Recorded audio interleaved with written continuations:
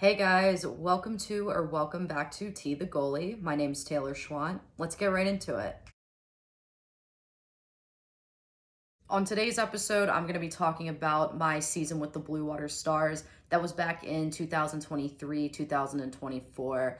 That was my first full semi-pro season, and I just wanted to get into really the details about that and also what I took away after the season was over. And something to preface with for those of you that maybe didn't have a chance to see my first video, the summer of 2023 was really when I started to get into the minor pro and semi-pro hockey scene. I had been to the FPHL league-wide free agent camp and then also went to the Quad City Storm free agent camp as well there in the SPHL. So after that, I had garnered a good bit of attention, and at that point, that's when Blue Water noticed me and had decided to reach out to me. So the owner of the Blue Water Stars reached out to me at the end of August after hearing about my performance at the FPHL league-wide camp. And to be completely honest and candid with you guys, I was in talks with another Fed team at the time. I was under the assumption that I was getting invited to their camp. So to be honest, I didn't pay it much mind. I had a little bit of an ego riding too. So I was thinking to myself, oh, well, if I can go be in the Fed, why would I just go sign with some semi-pro team right now? Well, I learned really quickly that you can't let your ego get the best of you and that you also can't put your eggs into one basket. Needless to say, I did not end up getting the invite to that training camp like I was under the impression that I would, like where the talks were leading to. And at that point, I was without a team. And fortunately enough, I had reached out to Blue Water again. I was still holding out a little longer, but they still had the spot open and they were very much interested in taking me. So I ended up signing with them, and I'm super grateful that that opportunity was still there by the time I came back for it. The Blue Water Stars were based out of Macomb, Michigan, which is about 45 minutes north of Detroit. And I say were because they're currently on a hiatus for the 2024 and 2025 season. That I'm not entirely sure why. I just know from social media and from some other contacts that they couldn't work it out for this year. My agreement with Blue Water was that I would be there part-time. So essentially what I did was drove out to Macomb every other weekend, and that's about a 9-hour drive. I also drove to some other parts of Michigan too for away games, so depending on where it was, it's about the same distance or maybe a little further. And anyone that I tell that to, they think it's pretty crazy that I would make that commitment to drive out there every other weekend. But to be completely honest, I was working full-time at the time, still am, but I wasn't really in a position to leave my job and move out there and commit to it like that because there was no way I would have been able to support myself financially.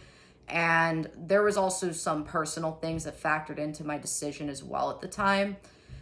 Blue Water was okay with that. We had discussed that before I even signed, and they understood my circumstances. So I was really happy that I could make that work out, considering how late it was as far as finding a team and signing, and also just still being able to be on a team. And just because I wasn't out there full time didn't mean that I wasn't skating or anything. I skated still at home and trained as normal, typically on the ice 2 to 3 days a week, in the gym multiple times a week as well. So I was staying prepared, I was staying ready. The only thing that kind of sucked about that is that I wasn't around the team. So not being around the team a lot made it really hard to earn their trust and respect and also kind of build that necessary team chemistry. And I already know that it sounds crazy to make that commitment and make those drives out there almost every other weekend. But to be honest, I saw it as an opportunity to get my foot in the door in the Fed or another pro league. And it's also just part of the experience. A lot of guys that are minor pro hockey players are going to tell you that there's a lot of traveling involved and it's usually very far distance, especially in the Fed. A lot of the teams aren't necessarily that close to each other. So there's a lot of driving, a lot of road trips, like 8, 9, 10 plus hours. So I learned to really just enjoy the opportunity and learn that hey, this is part of my experience. So just enjoy it, enjoy the ride, enjoy the moment. And talking about that actually makes me think of a story that I wanted to include in here about my first game with Blue Water. I wasn't starting that game and I was just backing up, but I really wanted to be there in Macomb that weekend because it was our first home game and it was also the first game of the season. So I wanted to be there and be part of the experience. After the game, I didn't feel like driving back to the hotel that night because it was 2 hours away in the opposite direction. And I didn't want to make my drive home the next day that much further. It would have added another 2 hours onto my trip. So I figured, hey, I'm kind of already 2 hours into this drive home anyway. I might as well just finish out the rest of the 8 hours. In hindsight, that wasn't my brightest idea or the best way to think about it, because if you've ever driven down the Ohio Turnpike into the Pennsylvania Turnpike, it's really just one long stretch of boring road. There's not a lot going on. I was by myself, so it got really hard at points to stay awake. And fortunately enough, I did make it home. I was running on about 400 milligrams of caffeine, which is a lot for me. I'm not like a big coffee or energy drink drinker all the time. And when I got home, it was about 7 o'clock in the morning. I was a little bit disoriented. I was kind of unsure of whether or not I was living in reality at that point or if I had fallen asleep at the wheel.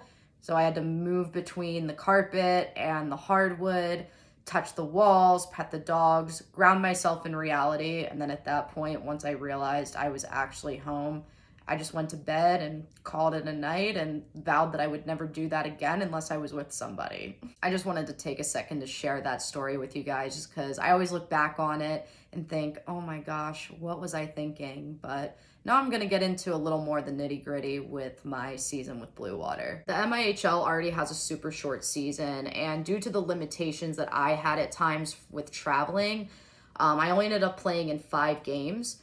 My elite prospect says 2 games, but it's just not updated accurately. They didn't send in all the information. I got to play against a lot of really good teams. Most of them have former pro guys on there, whether that's the Fed or the SPHL. A lot of them are very talented and have a lot of experience.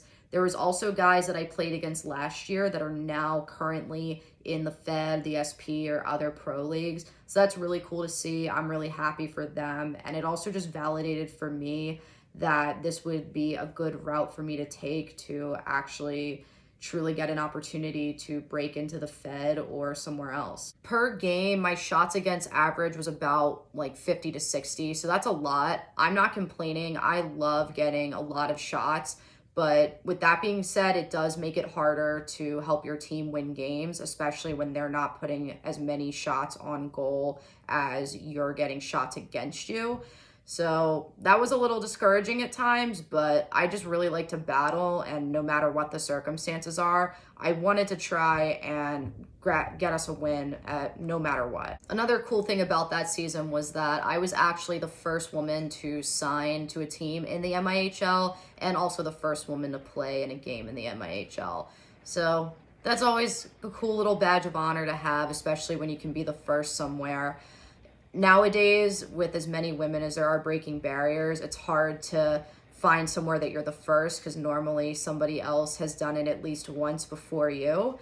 So that was kind of cool. We didn't end the season with the outcome that we had wanted. Unfortunately, we were last in the standings, and I hate saying it that way because we did have a lot of talented guys on the team. The main problem, though, was consistency, especially since guys weren't always around. A lot of guys were part-time. We had a couple guys get called up that had come in for maybe 1 game. So oftentimes we were short-benched, and at that point, it's also kind of a morale killer. So we did have our struggles, but overall, I'm still really grateful for the opportunity that I had, and I learned a lot from it too. Before Blue Water, I had a little bit of a hiatus myself. I hadn't played competitive hockey for a year. I left grad school in 2022. So the entire 2022-2023 season, with the way things had worked out and the fact that I hadn't been able to get into any pro camps, I was left without a team. So I was just training at home for the year.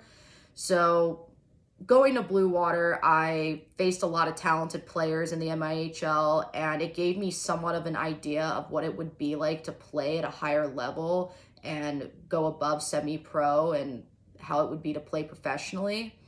And it also helped give me the confidence that I was capable of moving on to higher levels, especially seeing how many guys throughout that season had gotten called up or were going to other teams as well. And it also, in hindsight, looking back on it now, when making the decision to come out to Fort Wayne and making that commitment to do it full time, I looked back on my time with Blue Water and I said, hey, I don't really want to make that mistake again of not truly being immersed with the team and being fully committed. So that helped influence my decision now to be out here in Fort Wayne full time. And I'm really happy that I could make that work and that I'm able to be here. There's not a lot to it, but that's really just the inside look of what my season in Blue Water was like.